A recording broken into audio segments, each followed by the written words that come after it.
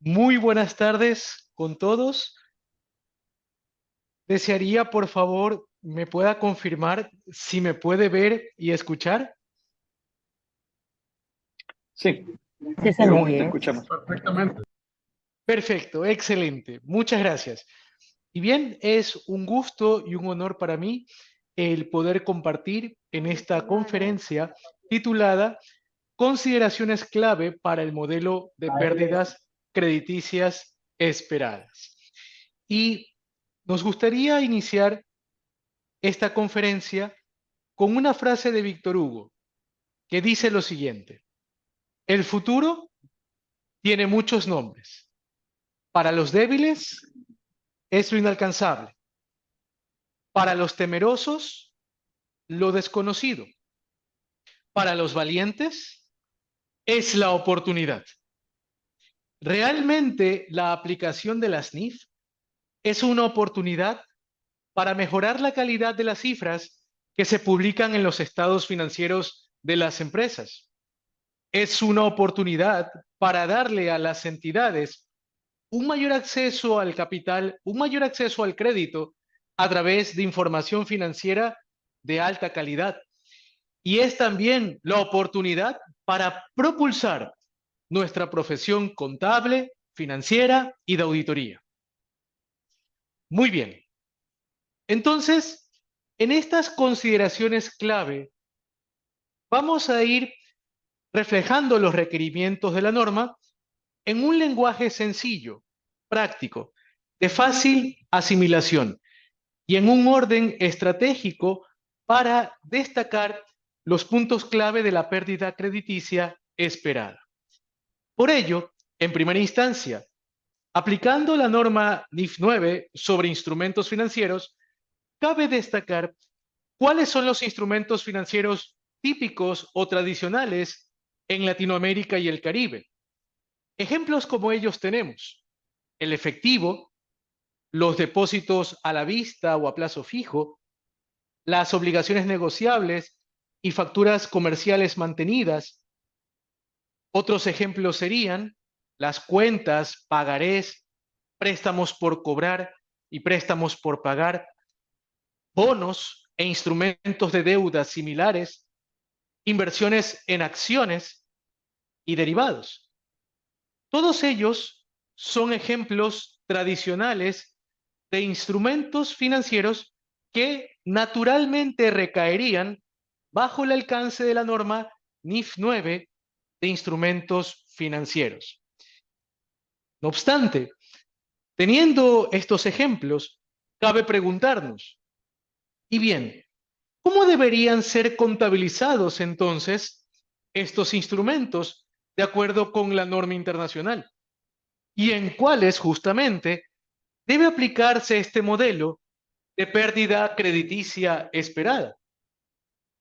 Muy bien, en este orden de ideas, nótese, a continuación, a través de esta conferencia, con todo gusto queremos compartir el siguiente gráfico didáctico, que es con el objetivo de ver de forma pedagógica cómo se clasifican, en este caso, los activos financieros de conformidad con la NIF 9. Aquello en la experiencia que se ha tenido también trabajando como parte del grupo asesor del Consejo de Normas Internacionales de Contabilidad y la experiencia que se ha tenido trabajando en implementación de NIF para bancos y también como asesor para superintendencias de bancos o superintendencias financieras en diferentes países. Muy bien, en este orden de ideas, entonces, aunque la NIF 9 no lo plantea en este orden didáctico, lo invito por favor a verlo de la siguiente forma. Esta gráfica, por favor, grábela a fuego, en su mente y en su corazón. Es una forma simple, pero contundente, de poder ver la clasificación de los activos financieros de acuerdo con la NIF 9. De igual manera, este material que estamos proyectando, tanto en la presentación como el Excel que utilizaré a continuación, con todo gusto ha sido preparado también para ser compartido para todos los participantes al finalizar esta conferencia. Muy bien, entonces, Ante el registro contable de un instrumento financiero, cabe hacernos entonces la primera pregunta. ¿Aquel instrumento que queremos contabilizar es un instrumento que solamente consta de capital e intereses? Es decir, es un instrumento que en su estructura solamente está constituido por principal e intereses. Aquello también en las finanzas corporativas es conocido como un instrumento de deuda. Ante esa primera pregunta que nos hacemos para decidir cómo contabilizarlo, la respuesta podría ser sí o la respuesta podría ser no. Respondamos en primera instancia que no, que aquel instrumento que estamos cuestionando no es el típico instrumento de deuda, no es el instrumento que naturalmente consta de capital e intereses. Si la respuesta a nuestra primera pregunta fuera que no, por favor, confírmenos en el chat. Este taller, esta conferencia, la vamos a hacer usted y yo. Confírmenos, por favor, en el chat. ¿Cuál sería un ejemplo muy común o tradicional de un instrumento financiero que no consta solamente de capital e intereses?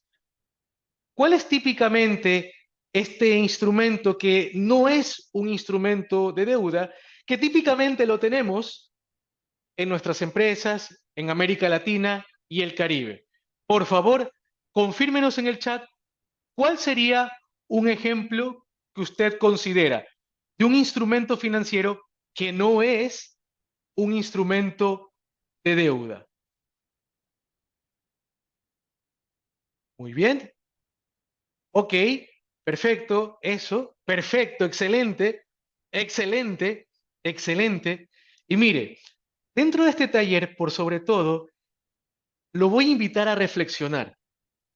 Y bien, entonces, un instrumento financiero que típicamente no consta de capital e intereses en su estructura, vienen a ser las acciones ordinarias o podrían ser, por ejemplo, también los instrumentos financieros derivados. Perfecto. Entonces, si tenemos un instrumento como tal, de acuerdo con la norma internacional, este tipo de activos financieros deben ser contabilizados al valor razonable, es decir, medirlos al valor de mercado con cambios en resultados, o sea, con afectación en el PIG, en el estado de resultados, que hemos abreviado aquí como BRCR, valor razonable con cambios en resultados de acuerdo con la NIF 9. Ahora bien, aquello sí hemos respondido que no a la primera pregunta. Ahora bien, pero ¿qué sucede si al evaluar el instrumento que queremos contabilizar, nuestra respuesta es que sí? Es decir, que el instrumento sí consta de capital e intereses, que el instrumento sí es un instrumento de deuda. Por favor, para juntos estar en conciencia plena de aquello, confírmenos también en el chat, siéntase libre de brindar su respuesta, por favor. ¿Cuáles serían ejemplos típicos, tradicionales, de activos financieros que naturalmente son instrumentos de deuda? Es decir, que solamente constan de principal e intereses o de capital e intereses. Excelente, excelente, tal cual. Podrían ser, por ejemplo, inversiones en bonos, préstamos por cobrar. Son instrumentos, ¿verdad? Que naturalmente en su estructura constan de capital e intereses y por tanto también se los denomina instrumentos de deuda en las finanzas corporativas. Muy bien. Ante esa respuesta entonces que es sí, por favor, ilustrativamente figure usted que descendemos, que vamos a una planta baja Y mire, esa planta baja la voy a simbolizar con esta línea. Debe entenderse que en esa planta baja, entonces, solamente estamos hablando de instrumentos que constan de principal intereses. Por ejemplo, aquí están activos financieros como las inversiones en bonos que hace una entidad, que hace una empresa. Ok, ahora, nótese, sobre esta planta baja, consideremos una línea de tiempo. Este extremo que está aquí en el punto a la izquierda, este punto rojo, va a representar figurativamente que tenemos a ese instrumento de deuda generalmente en el corto plazo. Muy bien. Consideremos que ese instrumento de deuda, la entidad lo tiene entonces dentro de su modelo de negocios, es decir, dentro de su giro de negocios como entidad, tiene ese instrumento o esa cartera, ese conjunto de instrumentos de bonos, por ejemplo, para estar negociando, para estar especulando, para hacer trading. Es decir, donde la entidad que se entiende es especializada porque es su giro de negocio, o como lo llama la NIF 9, su modelo de negocios, por información que maneja del mercado, compra estos instrumentos de deuda baratos con el objetivo de venderlos luego a un precio superior y obtener por ende una rentabilidad, una utilidad por aquello. Muy bien, pregunta para reflexión, ya que el objetivo al brindar este gráfico ilustrativo es también entrar en conciencia plena juntos. Pregunta para la lógica, pregunta para reflexión, por favor.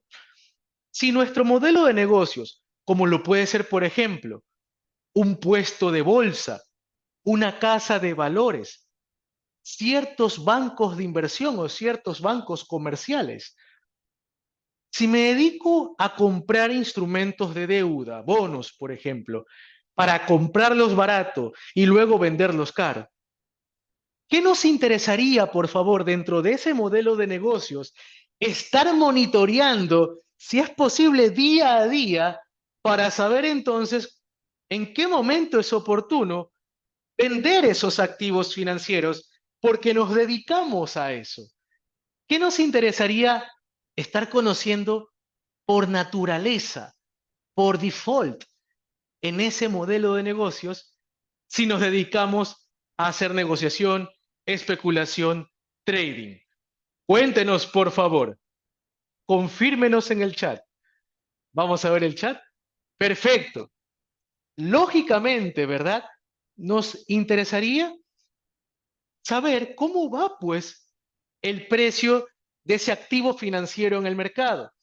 Es decir, cómo va evolucionando, ¿verdad? Ese valor razonable. Excelente. Y fíjese en algo. Precisamente por eso, la norma internacional entonces requiere que la medición contable de ese instrumento financiero sea entonces al valor razonable, al valor de mercado, con cambios en resultados.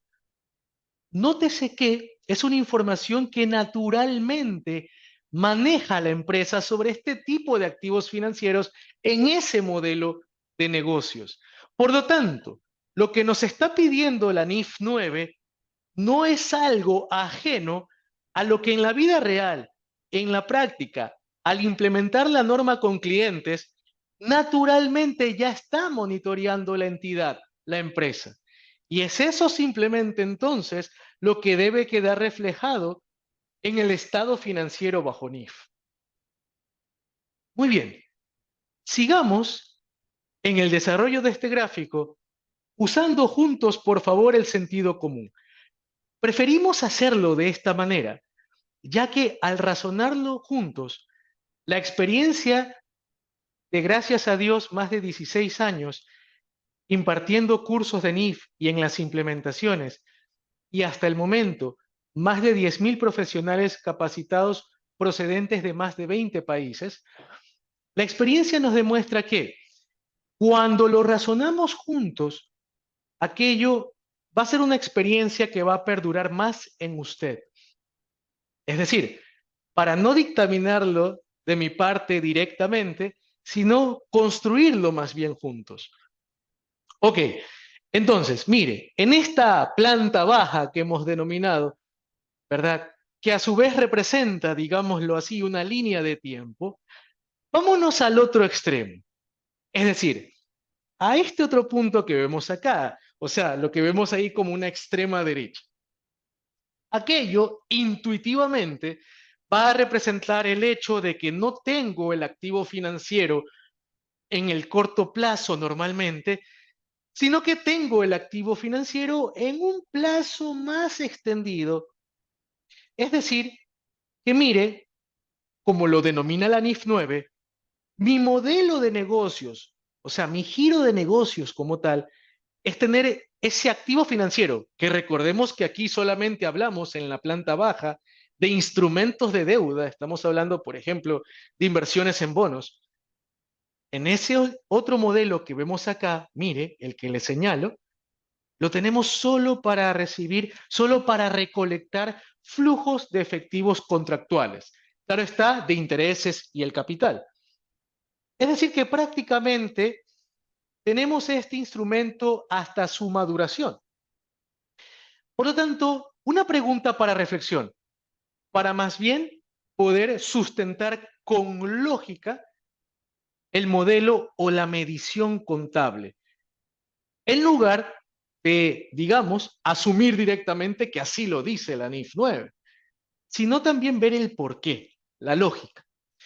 Entonces, este instrumento, que es un instrumento de capital e intereses, un bono, una cartera de préstamos por cobrar de un banco,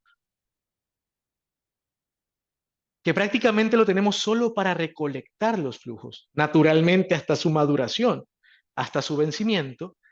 Pregunta para reflexión, ¿qué podríamos elaborar, armar naturalmente con ese tipo de activos financieros que constan de capital e intereses y ya tenemos una fecha como tal de vencimiento?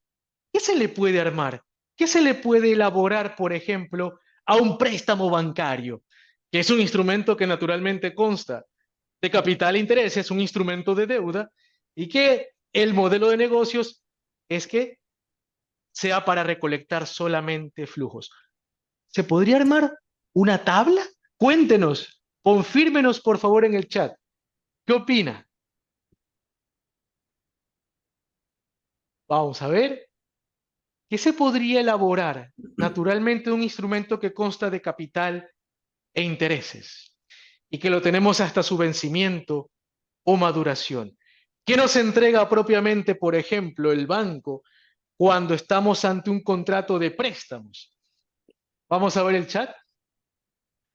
Perfecto, perfecto. Nótese, una tabla de amortización. Y es por ello que la norma entonces lo que requiere es algo natural en relación al instrumento y al modelo de negocios.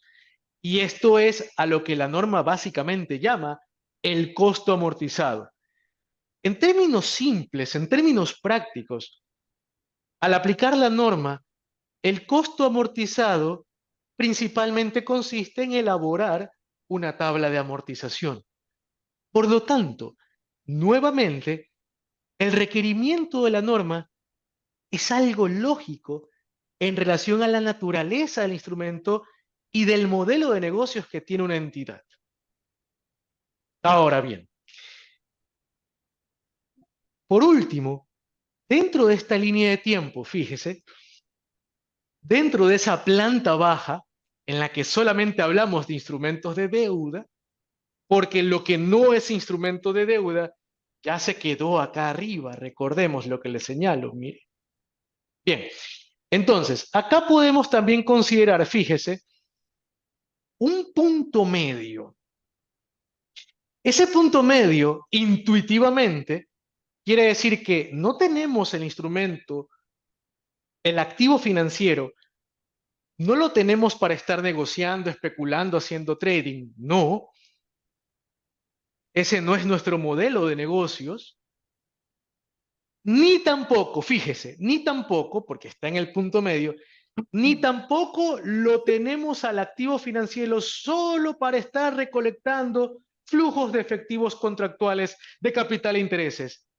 No es nuestro objetivo tenerlo normalmente hasta su maduración o hasta su vencimiento. Por lo tanto, este punto medio, de acuerdo con la norma, podemos catalogarlo como un modelo de negocios para esos activos financieros donde recolectamos flujos contractuales, fíjese, por un tiempo, pero no nos dedicamos a estar haciendo trading y eventualmente lo vendemos. Recolección de flujos y ventas viene a ser ese punto medio. Por lo tanto, esto lo tenemos en la vida real, en la práctica, en bancos o empresas aseguradoras, donde muchas veces el organismo regulador le pide a la entidad que haga lo siguiente. Le pide a la entidad aseguradora o entidad financiera que, por ejemplo, invierta en instrumentos de deuda, bonos, por ejemplo, que la aseguradora, el banco, compre ese tipo de activos financieros y los tiene como reservas. Y eventualmente, cuando la institución, el banco o la aseguradora necesita liquidez, entonces, como son instrumentos de deuda que de acuerdo al requerimiento del regulador, inclusive deben ser instrumentos altamente líquidos, instrumentos AAA, puedo salir entonces al mercado y venderlos normalmente con facilidad para de esa manera obtener flujos. Si tengo que cubrir, por ejemplo, posiciones dentro del banco o tengo que cubrir siniestros si soy una aseguradora. Entonces, fíjese que con esos instrumentos que tengo como reserva y que eventualmente los vendo, realmente no es ni para estar negociando ni haciendo trading, ni es para tenerlos hasta el vencimiento o maduración, solo para flujos. Ese es el punto medio que vemos ahí.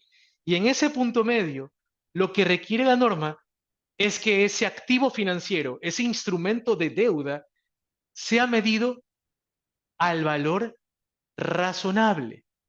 Pero como lo tengo como reserva, como no es parte real de mi performance, de mi desempeño, sino que lo tengo como reserva si eventualmente lo vendo, lo que requiere la norma es que los cambios en ese valor de mercado entonces no sean enviados directamente al PIG, no sean enviados directamente al estado de resultados, sino que los cambios en ese valor de mercado pasarán en esa sección complementaria que viene luego del PIG clásico o tradicional, esa sección complementaria que se conoce como el otro resultado integral, abreviado como ORI. Por lo tanto, los instrumentos de ese punto medio se medirán a valor de mercado, pero esas fluctuaciones pasarán entonces por el otro resultado integral y el efecto se acumulará en una categoría separada del patrimonio. Muy bien. Entonces, nótese, aquí podemos apreciar a través de este gráfico. Este gráfico no lo contempla la propia NIF 9, pero es un aporte, es un valor agregado que con gusto queremos compartir a través de esta conferencia. Y verán, teniendo en cuenta entonces que esta es la clasificación normal bajo NIF 9, cabe preguntarnos entonces, ¿y en estas clasificaciones, en qué tipo de activos financieros o instrumentos deberemos evaluar, deberemos aplicar el enfoque de la pérdida crediticia esperada? Bien, teniendo en cuenta ya este contexto, entonces, este gráfico, cabe situarnos en qué? En que la pérdida crediticia esperada se aplica primero en activos financieros como los que estamos viendo aquí y en activos financieros que se midan, mire, al costo amortizado, ya sabemos por qué se mide a costo amortizado, y que se midan al valor razonable con cambios en ORI. En este tipo de activos financieros es donde la norma requiere que apliquemos el enfoque de la pérdida crediticia esperada. Y esto tiene lógica, porque fíjese que estos activos financieros sabemos que son instrumentos de deuda, por ejemplo, préstamos por cobrar o inversiones en bonos, activos financieros que tenemos, y al ser instrumentos de deuda porque constan de capital e intereses, la promesa de la contraparte es que se nos pague esos flujos de efectivo. Por eso se llaman instrumentos de deuda. Entonces, la pérdida crediticia esperada va en función de ello, de esos flujos prometidos, evaluar si es así o si quizás no espero recibir realmente esos flujos contractuales que están comprometidos con ese tipo de activos financieros, con esos instrumentos que constan de capital e intereses. Esta es una consideración clave en la auditoría interna para evaluar entonces a qué tipo, en primer lugar, de instrumentos financieros le aplicamos este modelo de pérdida crediticia esperada. Por si acaso, para los otros activos financieros que ya se miden al valor razonable con cambios en resultados, mire, este que le señalo aquí, por favor, confírmeme en el chat. ¿Puede ver usted el puntero que estoy moviendo en este momento? ¿Se puede ver el pointer que estoy moviendo circularmente? ¿Me podría confirmar en el chat si se aprecia? Ok, perfecto.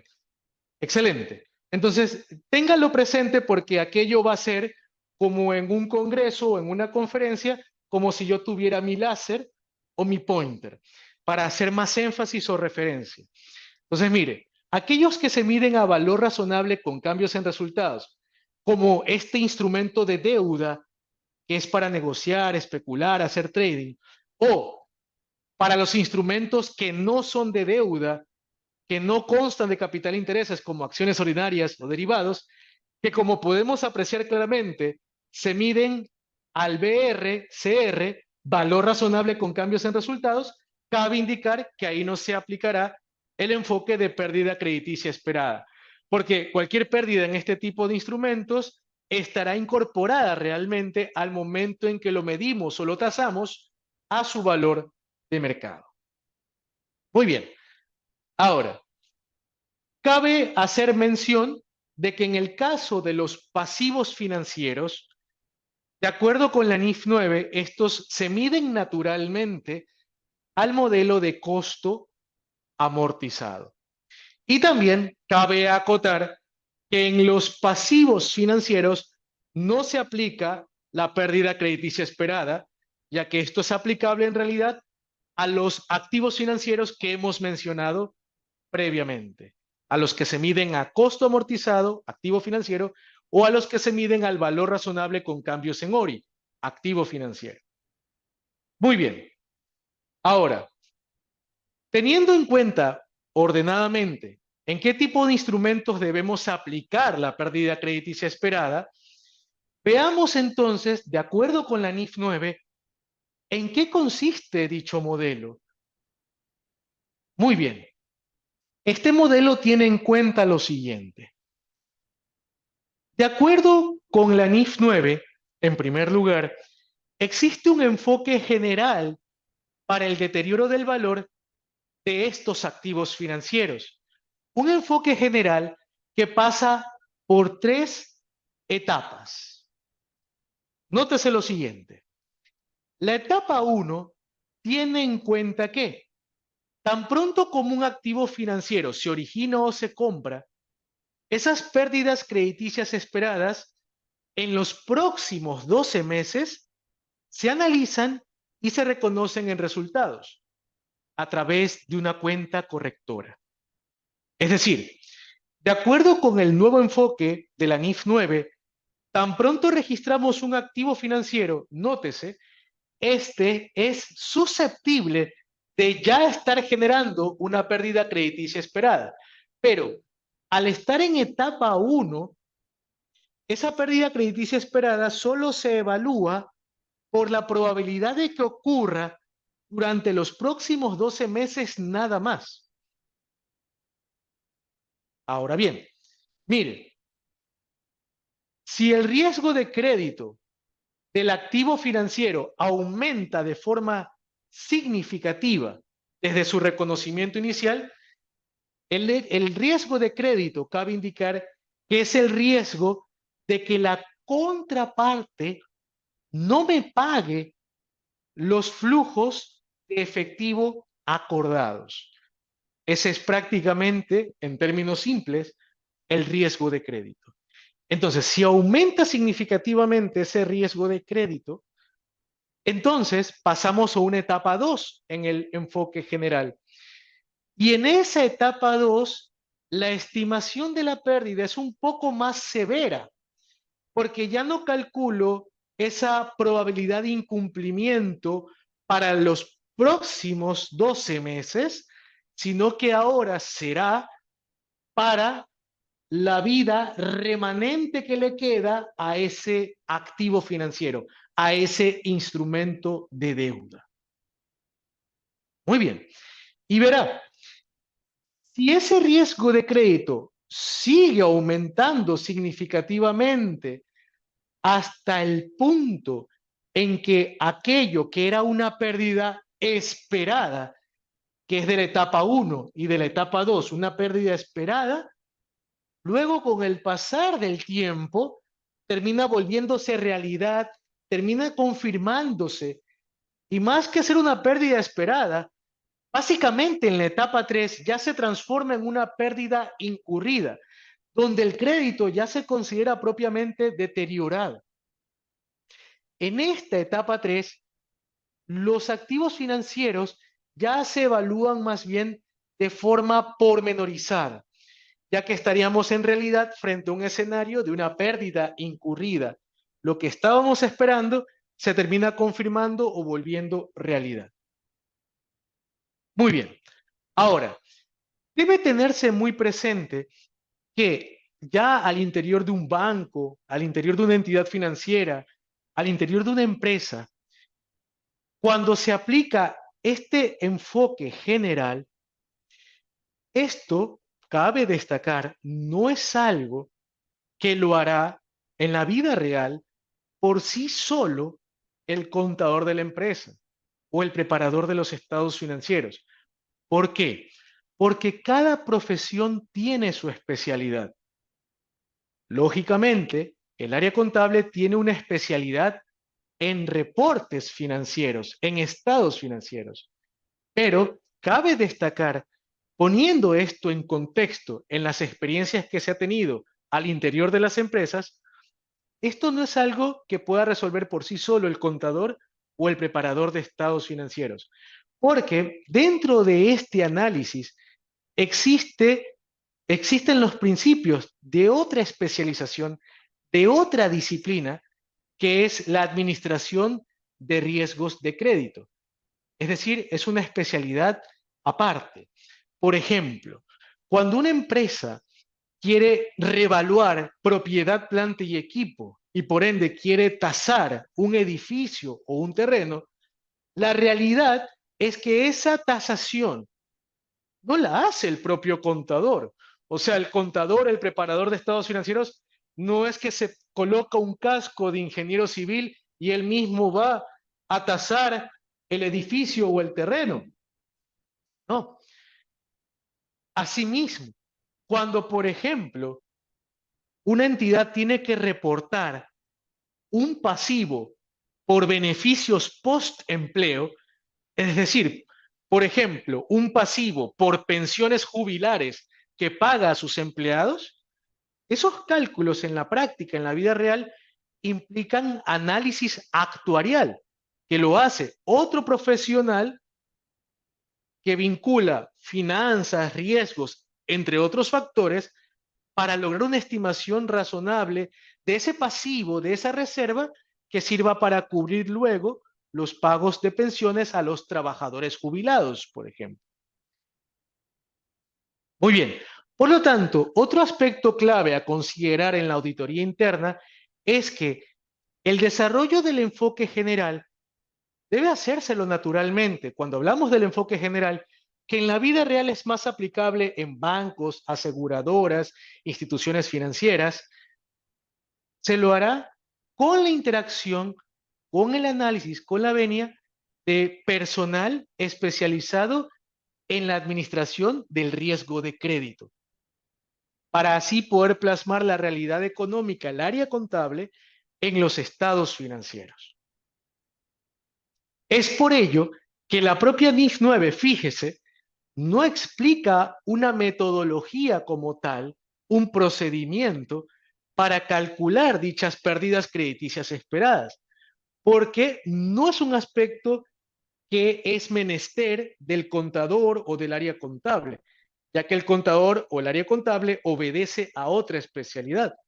Así como en la NIC 16 de propiedad, plantilla y equipo, al revaluar, la norma no explica cómo hacer un procedimiento de tasación. Ahora bien, nótese lo siguiente. De igual manera, para que esta explicación sobre el enfoque general no quede a viva voz, ¿qué le parece si también lo vemos de forma ilustrativa a través de un ejemplo didáctico en el Excel? Para ello, entonces, voy a irme a este Excel.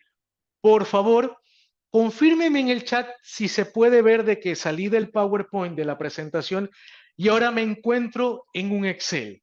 ¿Podría confirmarme si dicho Excel se aprecia, por favor, para saber si se está proyectando? Perfecto, excelente. Muy bien. Y mire, quien les habla ha tenido también el gusto y el honor de participar en estos procesos de análisis con organismos de control. Quien les habla también es especializado en finanzas corporativas, en riesgos, y a través de este ejemplo, si bien sabemos que el área contable no es el área correspondiente para hacer estos cálculos de pérdidas crediticias esperadas en la vida real, sí va a ser importante igual tener una comprensión general de lo que ocurre como aspectos clave dentro de estos cálculos. O sea, ¿cuál es el sentido común dentro de estos cálculos? Por ende, para ello, me voy a salir un momento del libreto de la NIF 9 para irme a otra disciplina que es justamente el Credit Risk Management, la administración del riesgo de crédito. Muy bien. Ahora, fíjese en lo siguiente, permítame explicarle aquello de una forma simple, pero contundente. Mire, ¿cómo se ha modelado a nivel internacional? Esta es una práctica generalmente aceptada. Las pérdidas crediticias esperadas o conocidas en inglés como expect loss. Ok. En primera instancia se tiene en cuenta este factor, mire, permítame aquí mostrarlo, la exposición al default, o conocido en inglés como exposure at default. Es decir, es el monto o la cuantificación de ese activo financiero, de ese instrumento de deuda que hemos hablado, que está expuesto a un default. Luis, ¿qué es un default? Muy bien. Nótese que acá tenemos planteado que default es el término en inglés para lo que en gestión de riesgos también se conoce como incumplimiento. Cuando un deudor, o sea, la contraparte, ha caído en incumplimiento, default. Y en primera instancia debe tenerse en cuenta que esto lo define cada entidad. Esto lo define cada empresa en función de parámetros cuantitativos, en función de parámetros cualitativos, requiere la norma internacional. Pero existe una práctica generalmente aceptada por muchos años, aunque puede ser refutable también.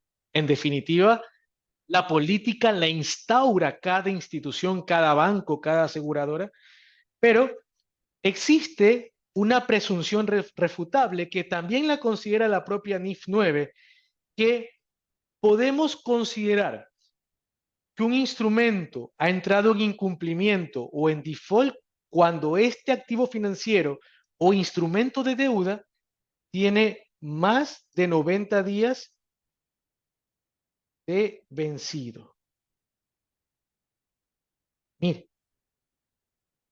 podría ser antes, pero la propia empresa, trabajando en equipo, no solamente el área contable, sino con el área de gestión de riesgos de la propia empresa, debe tenerse presente que en un banco o en una aseguradora tenemos administradores de riesgos certificados de planta, tenemos actuarios de planta. Entonces, es en esa interacción y trabajo en equipo que se definen entonces estas políticas. Muy bien. Entonces, al tener en cuenta aquello, entonces, en primer lugar, consideramos cuál es ese monto que está expuesto al default. Muy bien. Y mire, y eso se manifiesta en unidades monetarias. Como vemos aquí, aquí está a propósito un signo de moneda para ser ilustrativo. Ahora, ese monto del activo financiero que está expuesto al default, al incumplimiento, lo multiplicamos por la pérdida que estimamos obtener cuando se presente ese default. Es decir, de acuerdo a la información histórica que tiene la empresa, las estadísticas de la propia entidad y de acuerdo hacia la información que también estima hacia el futuro esa empresa, conjugando ambos aspectos, estimamos y normalmente expresado en porcentajes, ¿cuánto sería esa pérdida por lo general? ¿Cuánto se estima que es una aproximación razonable cuando ya ese instrumento de deuda tiene más de 90 días de vencido? ¿Cuánto es lo que la experiencia nos demuestra en porcentajes que se perdería del monto de ese activo financiero que está expuesto al default? Y claro, en medio de este análisis en la práctica, en la vida real, tengo que tener en cuenta la recuperabilidad. Tengo que tener en cuenta si esos activos financieros tienen garantías, tienen colaterales y tomar en cuenta también aquello para estimar de una forma razonable realmente cuánto espero perder con esos activos financieros, incluso con la recuperación de la garantía o el colateral, que también me representa un flujo en la recuperación. Entonces, mire, por ejemplo, si la experiencia nos demuestra a través de la información estadística de la propia empresa y a través de lo que proyectamos también hacia el futuro, si consideramos que esa situación se va a mantener, va a empeorar o se va a recuperar. Pregunta, si la experiencia nos demuestra, por ejemplo, que con ese tipo de activos financieros, cuando se presenta el incumplimiento o el default, que lo defino por política, por ejemplo, cuando tiene más de 90 días de vencido, a partir de eso se nos vuelve más difícil ya recuperar esa cartera, esos activos financieros. Y, por ejemplo, pregunta, si la recuperabilidad es, por ejemplo, del 60% aproximadamente del monto que tiene ese instrumento de deuda o esa cartera, entonces si la recuperabilidad es del 60, ¿cuánto sería la pérdida por diferencia? ¿Cuánto sería la pérdida por favor cuando se presentan ya los incumplimientos o los defaults de acuerdo a la política de la propia empresa? La pérdida sería entonces correspondiente a un 40%, ¿verdad? Muy bien. Ahora, y fíjense en algo, si lo vemos pasito a pasito y sobre todo resaltando el sentido común, porque claro, estos son cálculos matemáticos, pero no dejan de ser lógicos. Si uno toma el instrumento de deuda que está expuesto a que no lo pueda recuperar quizás, y lo multiplicamos por la pérdida que se presentaría cuando se da el default, que en este caso sería por diferencia el 40%, si hacemos matemáticamente solo esta multiplicación de estos dos términos, eso estaría presumiendo, eso estaría asumiendo que yo voy a perder con ese activo financiero. Estaría asumiéndose nada más, si multiplicáramos estos dos primeros términos, se estaría asumiendo que vamos a caer en default con ese activo financiero, con esa cartera. Por ello es que el cálculo entonces requiere también aquí un tercer elemento. Ok, la pérdida dada el default es el 40%, pero también evaluemos qué tan probable es que entre en default. Porque lógicamente, no todas mis carteras o conjuntos de activos financieros en una buena gestión de riesgos, no voy a esperar que todos caigan en incumplimiento. Entonces también hay una probabilidad de que realmente llegue a caer en default o en incumplimiento. Por ejemplo, hay una probabilidad de que realmente esa cartera o esos activos financieros lleguen a tener más de 90 días de vencido. Y por eso es que lo multiplicamos por esa probabilidad de default para volver el cálculo más realista, o sea, más afinado, más depurado. Y así se logra obtener entonces una estimación o aproximación razonable de lo que sería esa pérdida crediticia esperada. Claro está, esto no lo hará por sí solo el contador ni el auditor interno, sino que esto se tiene que hacer en equipo con el área técnica correspondiente de la entidad. Inclusive, si la entidad como tal no cuenta con un personal de planta que sea certificado en administración de riesgos o un actuario, igualmente puede contratar a un asesor, a un perito especializado en este campo. Muy bien, en ese orden de ideas entonces, consideremos el siguiente ejemplo. Consideremos que aquí tenemos una cartera, es decir, un conjunto de activos financieros. Claro, para hacer estos análisis, yo debo categorizar estos activos financieros por características de riesgos similares. Es decir, tipos de préstamos por cobrar, tipos de bonos, categorizarlos o agruparlos por categorías de riesgos similares, o por el tipo de zona o región, o por el tipo de garantía colateral que me están dando a mí por estos instrumentos de deuda. Aquello se definirá dependiendo también del giro del negocio en el que estemos y, lógicamente, con la venia y el criterio del administrador de riesgos correspondiente de la empresa o persona idónea dentro de la entidad o a través de un asesor externo. Bien, en este orden de ideas, consideremos como ejemplo que esa cartera, el monto en unidades monetarias, corresponde a 100.000. La cifra, por favor, está en unidades monetarias.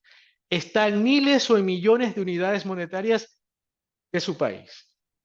Ok, ahora, nuevamente, cuando la empresa hace su análisis propio, porque estos ya se entiende que son cálculos personalizados dependiendo del giro del negocio de cada entidad, dependiendo de su información histórica y de la información que prevé también para el futuro, porque recordemos que estamos hablando de pérdidas esperadas. Por ejemplo, si para esta empresa su recuperabilidad es del 60%, cabe destacar que ese porcentaje puede variar en las empresas o puede variar en los tipos de carteras que pueda tener yo con mis tipos de activos financieros que maneje dentro de la empresa. Pero si en este ejemplo la recuperabilidad evaluada es del 60%, ¿cuánto sería entonces la pérdida cuando se presenta el incumplimiento, por favor? Sería entonces, ¿verdad? En este caso, por la diferencia del 40%. Y como le mencionaba, si el cálculo llegara hasta ahí, estaríamos asumiendo de que sí o sí, esta cartera de 100.000 va a entrar en default. Entonces debemos refinar más el cálculo. Y para refinarlo, hay que multiplicarlo por la probabilidad de que entremos en default. Muy bien, entonces, En estadística, y viéndolo de forma simple, porque también para calcular esta probabilidad de default hay diversos métodos que manejan los actuarios o los especialistas en administración de riesgos, como por ejemplo enfoques de matrices u otras pruebas lógicas que también manejan, pero viéndolo en el concepto fundamental de la estadística, se entiende que la probabilidad es el grado de ocurrencia de una situación. Ok, entonces mire, si consideramos que dentro de esa cartera que en monto totaliza 100.000, hay una población, por ejemplo, estadísticamente evaluando, una población de 100 de esos instrumentos. Y evaluando estadísticamente, evaluando también con la información que la empresa espera hacia el futuro, dependiendo de cómo está la situación económica, se espera que dentro de los 12 meses siguientes a la fecha que estamos reportando, que por ejemplo, de esos 100 instrumentos, uno de ellos caiga en default, o sea, que uno de ellos tenga una mora de más de 90 días, ¿qué nos diría el concepto fundamental de la estadística? Si de 100 individuos, uno cumple la condición del incumplimiento del default. ¿Cuánto sería entonces la probabilidad de entrar en default para los siguientes 12 meses? De 1 a 100. Cuéntenos, por favor. Confírmenos en el chat. ¿De 1 a 100? Perfecto. El 1%. Muy bien. Excelente. Y mire, ahí se vuelve refinado el cálculo. Es decir, estamos contemplando la probabilidad de que efectivamente también ocurra el default. Por ende, al hacer el cálculo, mire, ahí lo tenemos. Un valor de 400. Hay una pérdida esperada, pero se entiende que está asimilada por la probabilidad de default que ocurra dentro de los 12 meses. Por ende, generalmente no es tan severa. Ahora bien, siguiendo este análisis, ¿verdad? Consideremos que pasamos de una etapa 1 a una etapa 2. Muy bien, esto es cuando el riesgo de crédito aumenta significativamente.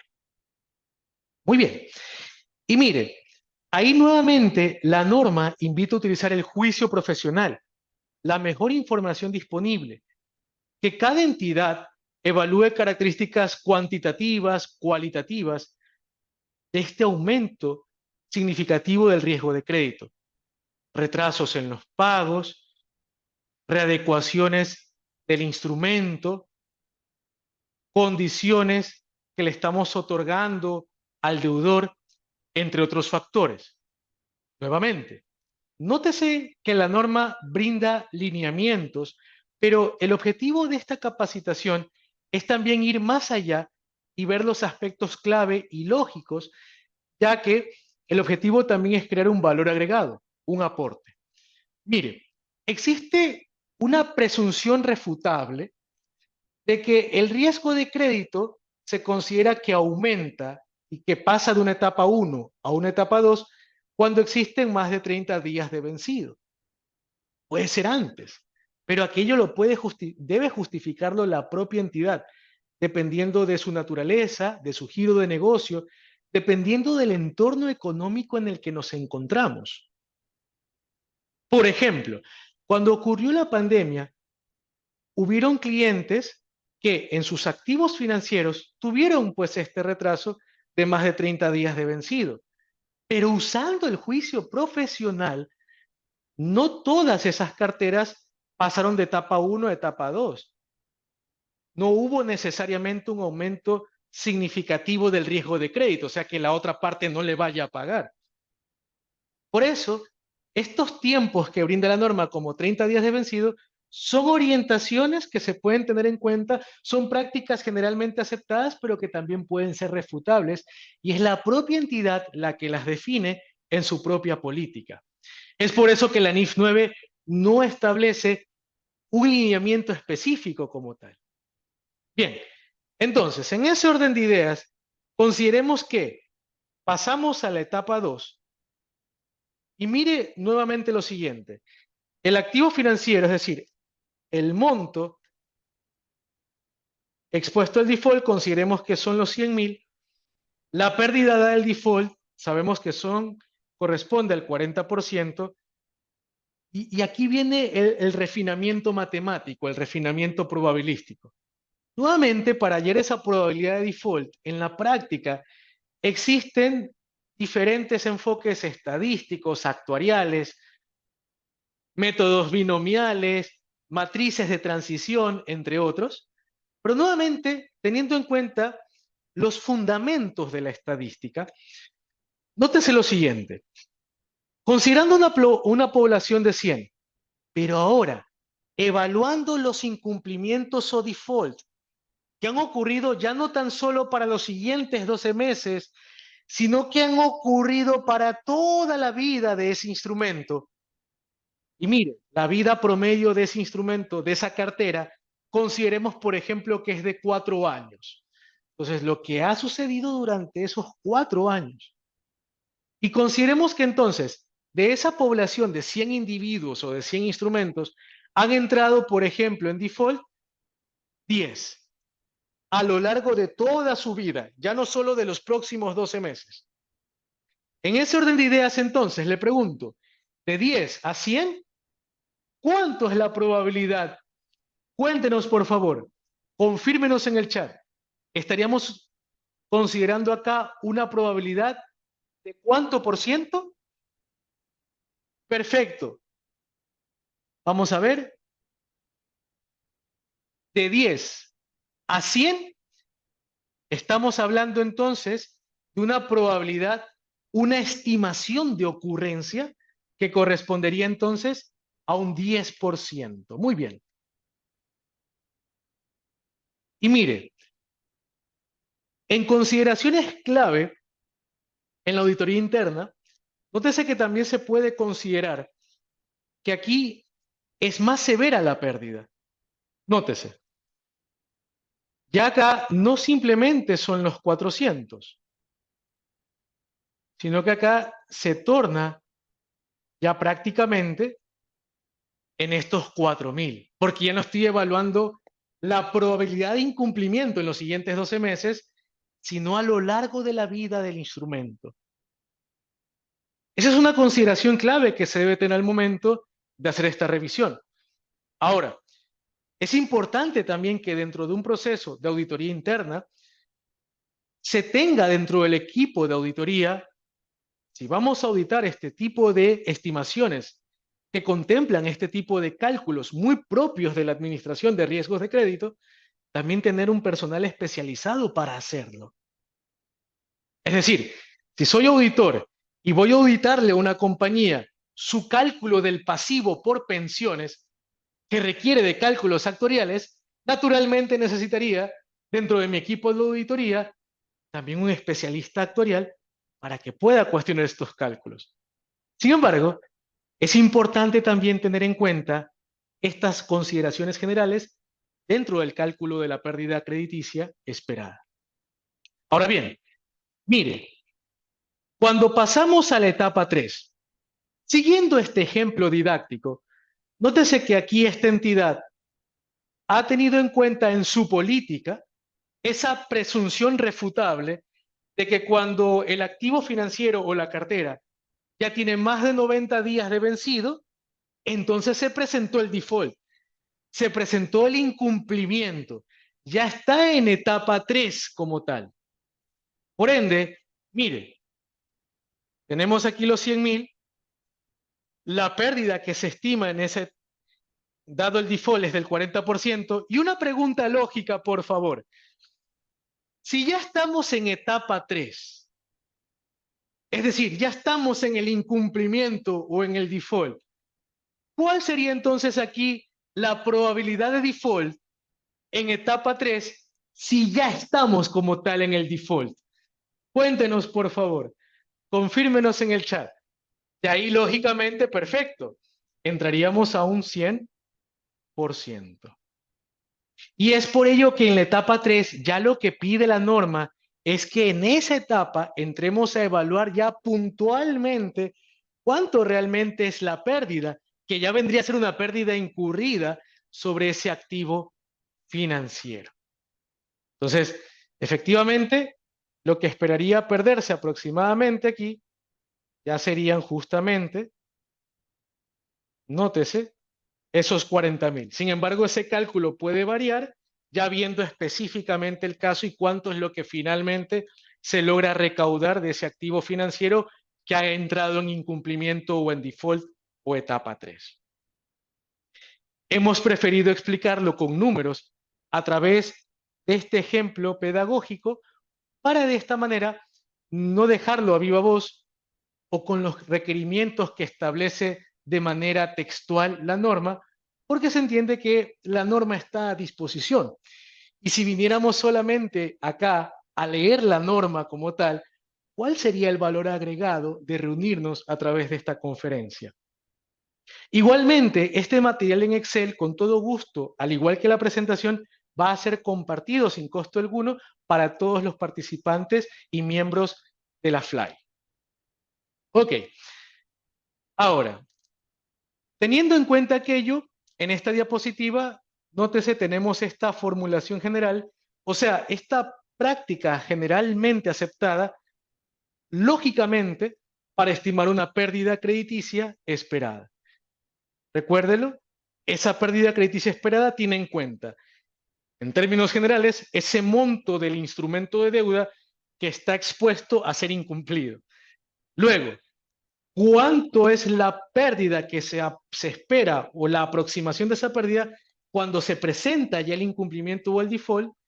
Y también eso refinarlo o terminarlo de reajustar por la probabilidad de que efectivamente ocurra pues ese default. Entonces, eso nos va a permitir tener una estimación razonable de esa pérdida crediticia esperada. Muy bien. Ahora, como podrán notarse en este enfoque, dentro de estos cálculos, en la práctica, en la vida real, lo hacemos en equipo. Y no solamente teniendo en cuenta los conocimientos propios de la norma internacional contable o de información financiera, sino también teniendo en cuenta y muy en cuenta conocimientos de otros campos y especialidades. Esto se trabaja en equipo que obedece a la administración del riesgo de crédito. Y esto, la experiencia nos demuestra que es muy dable al interior de bancos, de instituciones financieras, de aseguradoras. Es procedente, ya que es el día a día de ellos. Bien, por lo tanto, mire, permítame también comentarle, porque usted podría preguntarse, oiga Luis, pero estadísticamente en un país y a nivel mundial, del número total de compañías, menos de un 5% estadísticamente son bancos, aseguradoras o instituciones financieras, Luis. Y Luis, para el resto de compañías que no son bancos, que no son instituciones financieras, que no tienen personal especializado de planta que maneje cálculos actuariales, ¿qué hacemos en esos otros casos, Luis? Bien, nótese que para ello es importante resaltar, para el resto de compañías que son estadísticamente hablando más del 95%, existe un enfoque simplificado. Es decir, un enfoque en donde no tenemos que estar evaluando ese paso de la etapa 1 a la etapa 2, a la etapa 3, porque eso implica estar evaluando un aumento del riesgo de crédito, un aumento significativo del riesgo de crédito, que implica utilizar técnicas estadísticas para calcular probabilidades de incumplimiento. Entonces, en otros casos de empresas que normalmente no son instituciones financieras, no son bancos, no son aseguradoras, podemos usar un enfoque simplificado que está estipulado textualmente en el párrafo B5.5.35 de la NIF 9. Y este enfoque es aplicable, mire, para cuentas por cobrar comerciales, arrendamientos por cobrar y activos del contrato. Oiga, Luis, ¿qué es activos del contrato?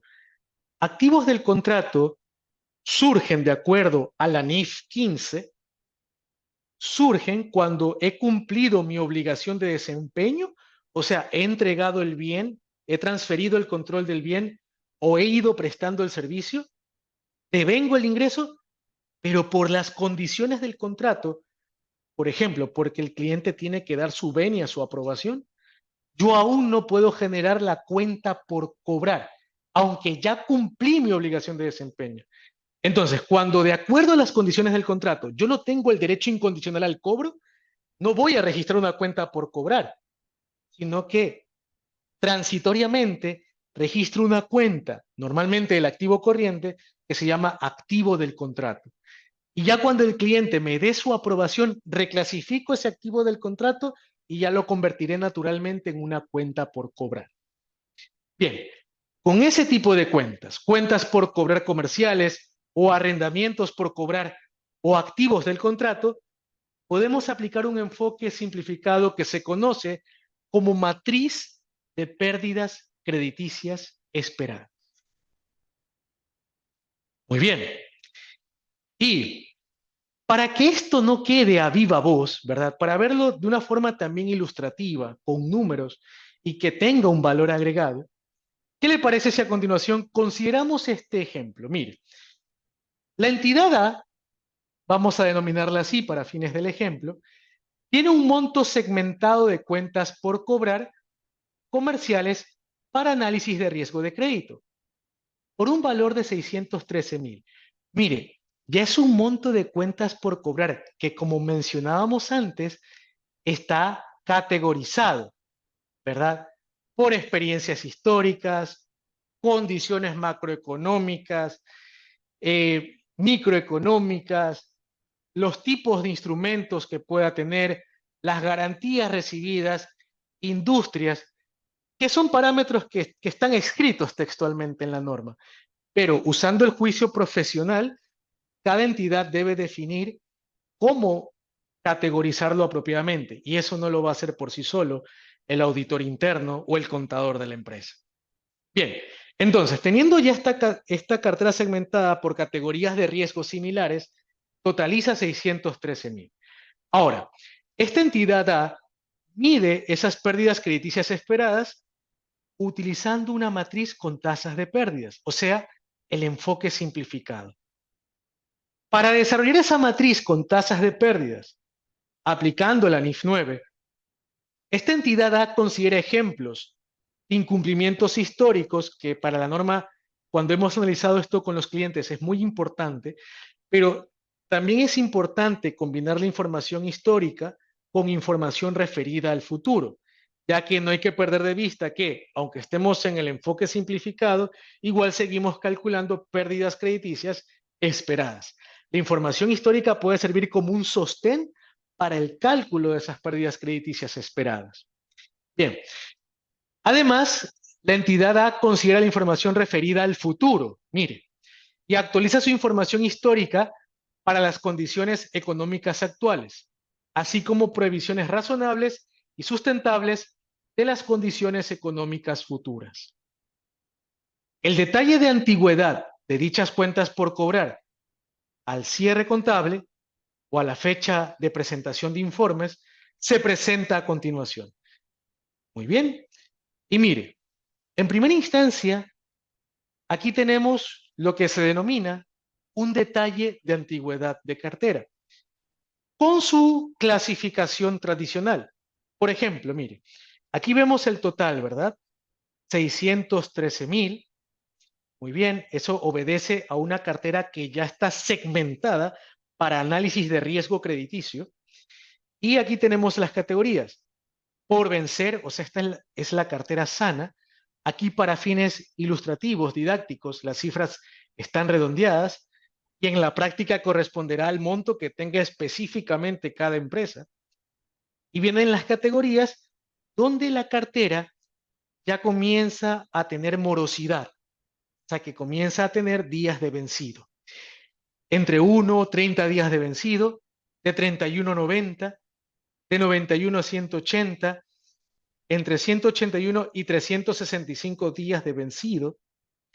Y mire, de acuerdo a la experiencia, las mejores prácticas a nivel internacional, claro está, le ponen un punto de quiebre al modelo, o sea, a este enfoque simplificado, porque claro, no podemos extrapolarnos a tantas categorizaciones de vencidas o de morosidad. Y una práctica generalmente aceptada, si hablamos de cuentas por cobrar comerciales o arrendamientos por cobrar o activos del contrato, es que cuando la cartera ya tiene más de 365 días de vencida, asumo, para fines del modelo, recuerde que son pérdidas esperadas, asumo que ya no lo voy a poder recuperar. Ese ya es el punto final o el punto de quiebre para el modelo. Puede ser antes también, pero aquello deberá justificarlo también técnicamente la empresa de acuerdo a su propia experiencia y giro de negocio. Muy bien, entonces, teniendo aquello, vamos por favor al archivo en Excel para también representar ilustrativamente el enfoque simplificado que también contempla la NIF 9. Ok, ahora bien, nótese que acá, ya viéndolo en el Excel, tenemos nuevamente el detalle de antigüedad de cartera que hemos descrito, pero adicionalmente, si vemos aquí, tenemos unas tasas de pérdidas crediticias esperadas para cada segmento o categoría. Muy bien. Pregunta, por favor, cuéntenos, confírmenos en el chat. ¿Será que esos porcentajes que vemos aquí, por favor, será acaso que esos porcentajes, y esto lo expreso por experiencias o tentaciones que hemos visto en el mercado al brindar asesorías o cursos, y por eso hacemos este énfasis en la pregunta. Pregunta, ¿será que esos porcentajes los tendrá que calcular el contador de la empresa, el preparador de estados financieros? ¿Cree usted que el contador, el preparador de estados financieros de la empresa, será el más adecuado, el más idóneo para saber la incobrabilidad histórica y futura que se espera con el tipo de cartera que tenemos? ¿Cree usted que esa información naturalmente la sabe o la trabaja el área contable en la vida real? Cuéntenos, por favor. Confírmenos en el chat. Pues no. Ahora, si hablamos de una empresa, que se entendería aquí que no es un banco, no es una aseguradora, no es una entidad financiera, si hablamos de una empresa comercial, industrial y similares, ¿cómo se llama normalmente esa área idónea que conoce, que sabe cómo va la incobrabilidad de esos instrumentos, que custodia, monitorea la recuperación de ese tipo de activos financieros? ¿Cómo, cuál sería el área o persona idónea dentro de la entidad para en conjunto con ella poder estimar razonablemente estos porcentajes? Esto es importante aterrizarlo también con lo que uno enfrenta al interior de la empresa, donde las papas queman. Muy bien, aquí nos reuniremos naturalmente con crédito y cobranzas, cartera, riesgos o denominación similar que reciba al interior de su empresa. Entonces, por favor, en la auditoría interna, al momento en que como auditor voy a revisar, voy a constatar esa información, debo poder apreciar que hubo un trabajo en equipo, una interacción entre el área contable y el área pertinente de la empresa, para haber logrado, se entiende, una estimación razonable de estas pérdidas esperadas por el enfoque simplificado. Igualmente requerimos del juicio profesional o la mejor información disponible. Esto no es un aspecto que en la práctica se lo vaya a echar a hombros el contador de la empresa por sí solo, ya que técnicamente no cuenta con esa información o el expertise para poder hacer una estimación razonable como lo está requiriendo la NIF 9. De hecho, en las implementaciones de NIF, cuando trabajamos esta estimación, efectivamente lo hacemos en equipo, con las áreas de cobranzas correspondientes. De otra manera sería improcedente. Eso no lo va a resolver el implementador de NIF, no lo va a resolver el contador por sí solo, no lo va a resolver el auditor interno. Y claro está, estos porcentajes serán diferentes en cada empresa. Estos son los porcentajes correspondientes a este ejemplo. Esos porcentajes variarán en cada tipo de empresa y en una misma empresa esos porcentajes pueden cambiar de un año a otro, dependiendo de cómo están las circunstancias económicas. No fueron las mismas matrices que calculamos con clientes para finales del año 2020, cuando estábamos en plena pandemia y confinamientos, en relación con las matrices de pérdidas crediticias esperadas que estamos calculando en el último cierre que fue al 2022. Muy bien, teniendo en cuenta aquello, nótese, el área contable tiene en cuenta estas estimaciones trabajadas en equipo dentro de la entidad y de esta manera, mire, si calculo aquí, otra acotación, ¿qué nota usted, por favor, en estos porcentajes a medida que van transcurriendo los días de morosidad? ¿Qué está notando usted claramente aquí que van ocurriendo con esos porcentajes de pérdidas crediticias esperadas? ¿Qué está ocurriendo? Cuéntenos, por favor, confírmenos en el chat. Va aumentando. Y eso es lógico, porque en la medida que una cartera tiene más días de morosidad, es mucho mayor el riesgo de incumplimiento o el riesgo de que la contraparte no me vaya a pagar. Hasta el punto, mire, que llega a un 100%. Y pregunta, ¿por qué estaría llegando aquí a un 100%? ¿Cuál sería la razón lógica dentro del modelo? Por favor, confírmenos en sus propias palabras. Vamos a ver el chat. ¿Por qué aquí ya llegamos a la última categoría y la tasa de pérdida crediticia esperada es ahí de un 100%? ¿Qué hemos considerado aquí en este enfoque simplificado? Se asume, ¿verdad?, que en esta última categoría es mi punto de quiebre. O sea, el punto en el cual, para fines del modelo, yo estoy asumiendo que eso ya no lo voy a poder recuperar, que eso ya no lo voy a poder perder, que ya no lo voy a poder recolectar, que lo voy a perder.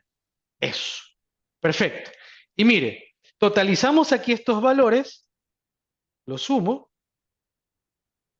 Muy bien. 30.379 y vamos al registro contable. Cuando tenemos pérdidas crediticias esperadas, ya sea por el enfoque general, el que pasa por las tres etapas, o ya sea con el enfoque simplificado, con la matriz directa que estamos viendo ahora, en definitiva, las pérdidas crediticias esperadas se contabilizan directamente como un gasto en el estado de resultados, en el PIG. Por lo tanto, mire, debitaremos pérdidas crediticias esperadas que corresponden a estos 30.379 y podemos crear una cuenta correctora. ¿Qué es una cuenta correctora? Es una cuenta que aparece en el mismo activo, dentro del activo financiero como subcuenta, pero que tiene signo negativo. O sea, es una subcuenta de activo con naturaleza acreedora. Esa es una cuenta correctora. Por ejemplo, la depreciación acumulada es una cuenta correctora. Ok, a la cual podríamos denominar, nótese, pérdidas crediticias esperadas acumuladas, que ya vendría a ser la cuenta correctora del activo. Muy bien. Y ahí tenemos este valor de 30.379. Nótese, hemos preferido, al tener el gusto y el honor de compartir con usted en esta conferencia, que lo compartido no quedara simplemente, digamos, a viva voz o expresando en diapositivas lo que ya está escrito en en el PDF o en el libro de las normas internacionales, sino también verlo a través de números, a través de una forma ilustrativa, para que, siendo consciente yo del tiempo que usted también está invirtiendo aquí, participando en este evento, pues pueda llevarse también consigo un valor agregado. Y bien, de esta manera entonces hemos visto cuándo y cómo se aplica el enfoque de pérdidas crediticias esperadas, teniendo en cuenta aspectos relevantes para la auditoría interna entonces, y destacando también que en el ejercicio profesional aquello también se logrará con la interacción de las personas o el área idónea correspondiente. Crédito y cobranzas en un enfoque simplificado o administradores de riesgo de crédito o actuarios en el enfoque general. Muy bien. Y mire, tenemos una iniciativa que se llama NIF Noticias o IFRS News, donde compartimos constantemente noticias, novedades sobre NIF, materiales para libre descarga, no solo de la norma de instrumentos financieros, sino de las demás normas, de agricultura, de la norma de impuestos diferidos, de la norma de beneficios a los empleados, entre otros, material sin costo, gratuito. Inclusive a webinars que tenemos dentro de nuestra plataforma virtual que usted puede acceder gratuitamente, descargar los materiales y hasta obtener un certificado sin costo alguno. Y nos puede encontrar, si usted utiliza Instagram en @luischavez86. Redes sociales donde compartimos noticias, novedades sobre NIF, materiales para libre descarga, redes sociales en donde con gusto también podemos ser amigos. Ahora bien, si de pronto usted no utiliza Instagram, también con gusto comparto acá otras redes sociales donde nos puede encontrar como Luis A. Chávez. Luis A. Chávez nos puede encontrar también, por ejemplo, si usted utiliza LinkedIn, nos puede encontrar en esa red social. También nos puede encontrar en Facebook, en Twitter y también en TikTok. Aunque en TikTok, por si acaso, compartimos igualmente noticias, compartimos información para libre descarga. Redes sociales en donde también con gusto podemos ser amigos. Y bien, nos gustaría finalizar esta conferencia con una frase de San Francisco de Asís, que dice lo siguiente: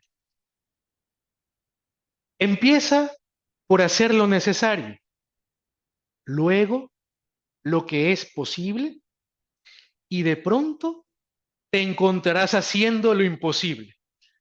A todos, muchas gracias por su gentil atención y su valiosa participación. Y a la FLY también por la cordial invitación.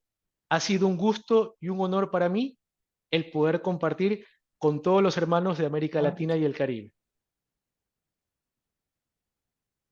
Muchísimas gracias, Luis, por tu exposición. Realmente es un tema bastante técnico y la realidad es que lo he hecho bien ameno, con mucha de pedagogía, animado, ilustrado y con ejemplos. Muchísimas gracias en nombre de la presidencia Francisco Araúz y los directores de FLY y el mío propio.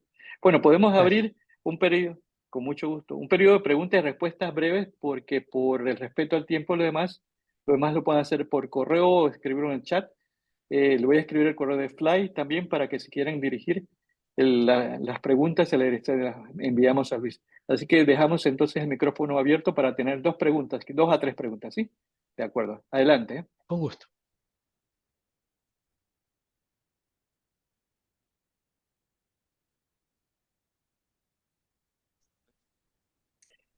Tenemos Gustavo. Sí, perdón, adelante, sí, perdón.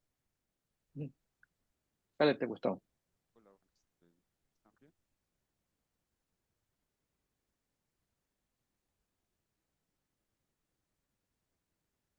Perdón, Gustavo. Sí, continúe. Creo que iba a hacer una pregunta.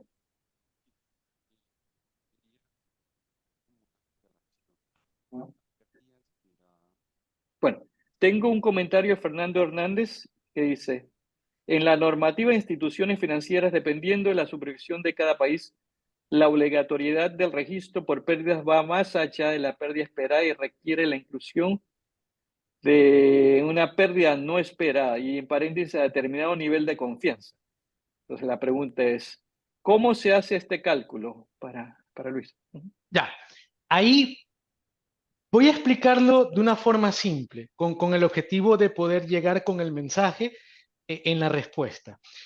Verá, cuando hemos analizado esto con quien les habla, ha tenido el gusto y el honor de trabajar con organismos reguladores también evaluando la aplicabilidad de la NIF 9.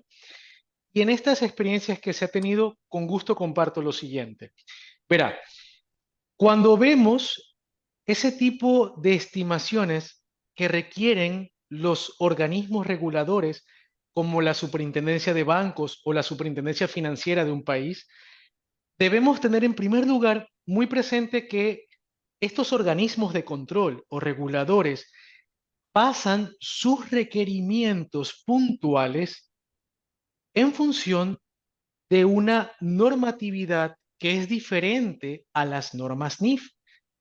Esta normatividad se conoce como las normas de Basilea, que básicamente son normas que lo que buscan es proteger o salvaguardar el buen funcionamiento del sistema financiero a través de los bancos y entidades financieras que operan en él.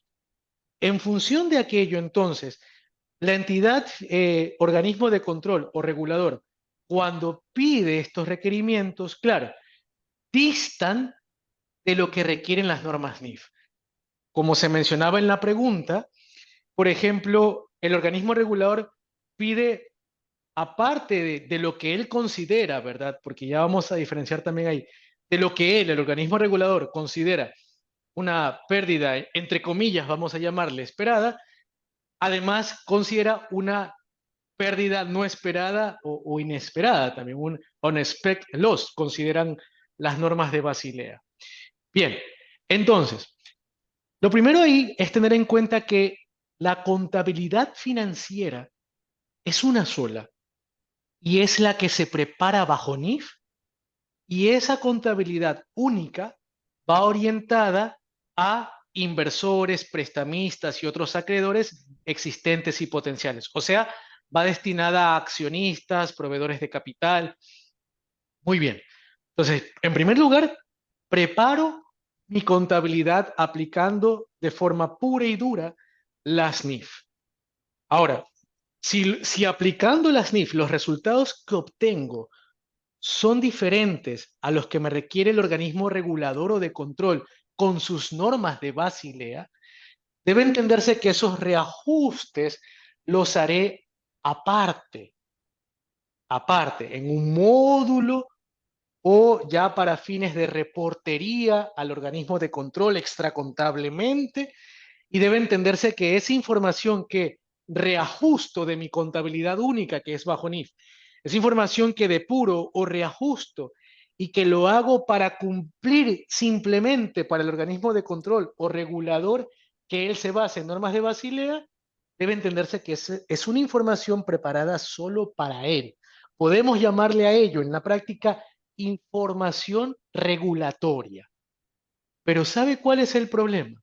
El problema que hemos identificado en los diferentes países es que por años se pensó que los requerimientos que me hacía el regulador a mí como banco o institución financiera o aseguradora, se pensó por años que lo que me pedía el regulador ya era de antemano mi contabilidad única, en lugar de ser considerado solo una información para fines regulatorios que obedece a las necesidades de información solamente de ese organismo de control. el supervisor bancario. El problema fue que se consideró aquello como si esa fuese ya la contabilidad del banco o de la institución o de la entidad financiera o la aseguradora. Sin embargo, el cambio de paradigma es que ahora con la aplicación de las NIF en nuestros diferentes países, yo debo tener muy en cuenta un cambio de paradigma, que en realidad mi contabilidad única es la que se prepara bajo NIF. Y cualquier otra información que me pidan los organismos de control, llámese el supervisor bancario o superintendencia, o llámese inclusive el fisco o la administración tributaria de mi país, eso lo reajusto aparte, sin perder de vista que mi contabilidad es única y es la que se prepara bajo NIF. Y ahí sí, todo lo que diste o sea diferente de mi contabilidad única bajo NIF versus lo que me pida algún organismo de control, regulador bancario o del sistema financiero o regulador tributario, lo reajustaré aparte a través de módulos o extracontablemente para cumplir con los fines de información de esas otras instituciones. Entonces, partiendo primero de eso, las diferencias que se identifican en la práctica, además de la pérdida inesperada o no esperada, que requiere también el regulador bancario con sus normas de Basilea, que son para indicadores macroprudenciales, es decir, para ver pruebas de estrés de la institución financiera o del banco, si es capaz de superar o de soportar los embates, por ejemplo, de una crisis económica. Entonces, eso ya obedece a otros fines de información, ya no es contabilidad bajo NIF. Y otra diferencia que también encontramos en los cálculos de pérdidas crediticias que me requiere el regulador bancario es la siguiente. Normalmente cuando uno analiza los requerimientos de las normas de Basilea, uno puede apreciar que esos porcentajes de la probabilidad de incumplimiento o de la pérdida, esos porcentajes, normalmente en las normas de Basilea, fíjese, se evalúan por tramos de tiempo, o sea, por varios años, por ciclos económicos, lo llama la norma de Basilea. Entonces, claro, yo lo que voy a tener ahí en esas estimaciones es un promedio del ciclo económico de varios años cuando evalúo, por ejemplo, las probabilidades de incumplimiento o las probabilidades de default. En cambio, en particular, lo que me pide la NIF 9, cuando voy a calcular esas probabilidades de default o de incumplimiento, es que no lo haga a través de un ciclo económico o un tramo de varios años, como me lo requiere Basilea, sino que lo haga focalizadamente con las circunstancias económicas de esa fecha de reporte, como si fuera un punto en el tiempo. Y claro, esto quiere decir que cuando yo calcule pérdidas crediticias esperadas con la NIF 9 y la situación económica está muy buena, entonces mis pérdidas con la NIF 9 generalmente serán menores que las que resultan con el cálculo del organismo regulador que está bajo normas de Basilea. Porque como lo otro considera un promedio del ciclo económico, generalmente mi pérdida va a ser más alta. Y lo contrario sucede. Como la NIF 9 me evalúa un punto en el tiempo y no el promedio del ciclo económico, cuando la pérdida crediticia esperada en la NIF 9 estamos en una situación de crisis económica en ese punto en el tiempo, normalmente en NIF 9 mi pérdida va a ser mayor que la pérdida que me va a resultar del cálculo cuando aplique los porcentajes de Basilea, porque en cambio Basilea me va a estar promediando el ciclo económico. Entonces, esa es otra diferencia también que hemos podido incorporar. Y nuevamente, esas divergencias en los cálculos ya es algo que resuelvo por fuera, entendiendo que mi contabilidad bajo NIF es única y cualquier otra información que requieran los reguladores, bancarios o tributarios, pues lo prepararé aparte para cumplir específicamente con ellos, ya que recordemos que la información financiera que se prepara bajo NIF es para propósitos de información general y sirve para accionistas, inversores, prestamistas, bancos y otros acreedores existentes y potenciales. Y esto, en las experiencias que hemos tenido en diferentes países con los reguladores, esto sí lo han ido asimilando y lo han ido cambiando efectivamente las superintendencias de bancos, las superintendencias de financieras, de los países, entendiendo que ese banco, esa institución financiera o esa aseguradora tendrá que preparar en la época actual, en la época moderna, su contabilidad bajo NIF. Y el regulador comprende que lo que le entrega aparte ese banco o esa institución financiera, pues son anexos o formatos aparte para cumplir con esos requerimientos regulatorios que se basan en normas de Basilea. Sí, muchísimas gracias, Luis. Mm. Melissa había levantado la mano, pero veo que la bajó. No sé si ella quiere aún mantener la pregunta, lo manda por Sí, escrito en el correo. realmente Sí, ajá. era un poco, yo lo había puesto en el chat, que quería Ujú. que si era posible nos aclararan esas diferencias entre la aplicación de Basilea y la aplicación de NIF 9. Luis lo acaba de explicar muy claramente. Y a nivel de mi país, que estoy en la República Dominicana, todavía no nos requieren o no nos exigen el regulador la aplicación de NIF para los bancos.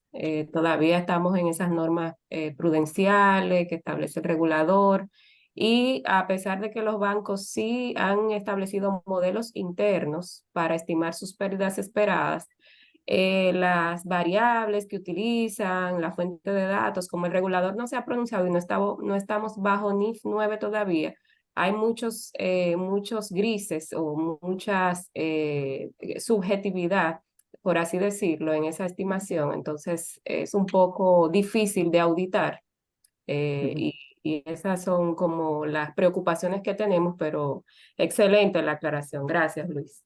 Ok. Gracias, mi estimada Sí. Melissa, por su gentil comentario. Y me permito comentar que he tenido, gracias a Dios, la oportunidad de visitar su hermoso país y he tenido también la oportunidad justamente, pero esto es un proceso, ¿no? Esto es un proceso para los organismos de control, es un cambio de paradigma como debe tenerse presente, pero se ha tenido la oportunidad, se ha tenido el honor de también poder impartir internamente en la Superintendencia de Bancos de su país, de República Dominicana, que si mal no recuerdo se llama Superintendencia Financiera en República Dominicana, impartir justamente estos principios también de la NIF 9. Entiendo con miras de esperanza que eso está caminando. Eso está caminando. Pero claro, para el organismo de control es todo un cambio de paradigma también, porque inclusive tiene que también actualizar sus sistemas y su personal para que esté en capacidad luego de poder revisar esos cálculos personalizados que hará cada banco, cada institución en relación a sus propias pérdidas crediticias esperadas. Porque este nuevo modelo para un regulador de alguna manera es como soltar ya el cálculo para que cada entidad financiera lo haga, claro, cumpliendo con la NIF 9, pero con sus propias estimaciones. Y anteriormente el regulador pues estaba más bien acostumbrado a requerir un cálculo de forma estandarizada para las diferentes instituciones o bancos que operan en el país. Pero entiendo con miras de esperanza que va caminando el tema. Y enhorabuena, mi estimada Melissa, que usted está presente aquí, porque entonces usted es una adelantada a su época. Qué bueno. Muchísimas Bueno, gracias. Con gusto. qué bueno. Bueno, una pregunta más y finalizamos y luego pueden hacer las preguntas al correo que le envié o también directamente a Luis. Pero también antes de eso quisiera invitarlos para el siguiente webinar de este mes, que es el 28 de septiembre y se titula Inteligencia Artificial como herramienta aplicada a la prevención del lavado de activos. Pueden encontrar el vínculo para registro en la web de Fly, lafly.org, o también en el LinkedIn que vamos a estar publicándola. La última pregunta y luego las demás las pueden mandar por escrito de Gilberto Lucar. ¿Qué tal, Luis? ¿Cómo estás? Muchas gracias Buenas por tardes. la explicación didáctica y el nivel de detalle. Mira, quería hacerte una consulta. Actualmente yo estoy liderizando un área de auditoría interna, específicamente la parte de riesgos. Por la experiencia que tenía en una firma de auditoría interna, sí, generalmente en auditores externos hacemos todo el recálculo de los parámetros, hacemos el recálculo total de la reserva, confrontamos el número estimado por el banco y de alguna forma evaluamos la materialidad de la diferencia. Entonces, desde la perspectiva de auditoría interna, hemos tenido conversaciones ya a nivel gerencial, el auditor corporativo, y evaluando un poco hasta dónde llegar el auditor interno en este recálculo, ya sea si utilizar los mismos parámetros de la administración, y esto considerando de que por lo menos la administración del banco tiene modelos robustos para poder replicar, digamos, o correr las PD, que no es tan sencillo. Entonces, digamos, en ese punto de vista, ¿hasta dónde sería suficiente que debería llegar el auditor interno para hacer el recálculo? ¿Utilizando los mismos parámetros del banco? Esa es la pregunta aproximadamente. Sí, claro, con gusto. Sí. Y este es justamente uno de los cambios de paradigma también que hay para la profesión del auditor, que por ejemplo ocurre lo mismo en el momento en que debe evaluarse el alcance del auditor, por ejemplo, así como la pérdida crediticia esperada, para evaluar otros tipos de estimaciones que, por ejemplo, son nuevas, que antes no existía en la contabilidad en nuestros países, que por ejemplo es también la auditoría del valor razonable, por ejemplo, de un activo o de un pasivo. En este caso, e inclusive ya hay pronunciamientos por parte de instituciones al momento del enfoque de auditoría de este nuevo tipo de estimaciones, como el valor razonable, como la pérdida crediticia esperada. Uno de los puntos que se destacan en estos procedimientos es que si bien las estimaciones o los porcentajes que se utilizan en realidad son un output, son un producto, también el alcance de un auditor, algo que le va a garantizar que esos outputs, ¿verdad? Que esas estimaciones sean quizás no exactas, ¿no? Porque la propia norma internacional no busca una exactitud, sino una estimación contable, una aproximación razonable. Para validar esa razonabilidad, estos documentos emitidos también por instituciones a nivel internacional en auditoría del valor razonable o la auditoría de pérdidas crediticias esperadas, eh, enfatiza mucho la revisión del control interno también, el control interno que tiene la institución para garantizar la validez o la pureza, digámoslo así, de esa información que se obtiene. Ese es uno de los puntos que se destaca, o sea, ¿qué está detrás de la obtención de esa información? ¿Cuáles son los controles que utilizamos? Y adicionalmente, y esto también se sugiere últimamente en las prácticas de firmas de auditoría externa, es el hecho de que también dentro del equipo de trabajo, así como tenemos nuevos desafíos y oportunidades, también dentro del equipo de trabajo haya ese contrapeso, digámoslo así.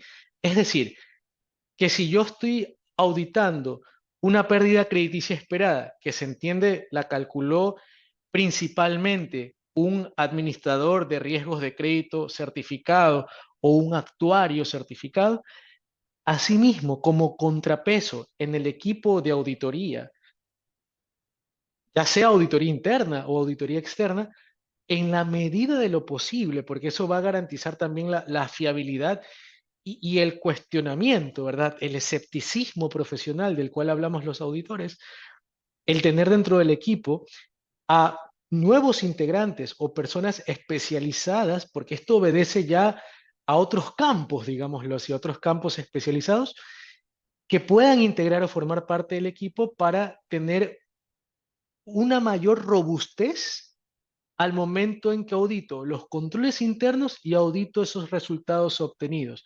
O sea, eso sería lo más óptimo. Eso sería lo más óptimo. Es decir, tener un contrapeso en el equipo que esté preparado también para cuestionar aquello. Es decir, esos ya son, digamos, los cambios de estructura también en los equipos de auditoría, producto de estos cambios también que están existiendo en la preparación de estados financieros. Esa sería la recomendación, mi estimado Gilberto. Excelente, muchas gracias. Con gusto. Excelente. Muchas gracias a todos. Cualquier otra pregunta pueden dirigirla al correo indicado que les puse en el chat y también directamente a Luis. Nuevamente, Luis, muchísimas gracias por la exposición brillante, elocuente y realmente técnica, pero pedagógica al mismo tiempo. Te agradecemos muchísimo. Y también, señores, si quieren volver a verlo desde el inicio, lo vamos a estar colocando en nuestro canal de YouTube de la fundación de Fly. ¿Sí? Así que muchísimas gracias y cualquier otra pregunta, estamos a las órdenes, nos las pueden hacer llegar. Muchísimas gracias a todos por estar con nosotros y siempre estar apoyando en todos nuestros webinars. Muchísimas gracias, Luis. Buenas Muchas tardes a gracias todos. a ustedes también por la cordial invitación. Un gusto y un honor para mí el poder compartir. Gracias. Gracias. Una excelente y bendecida tarde para todos.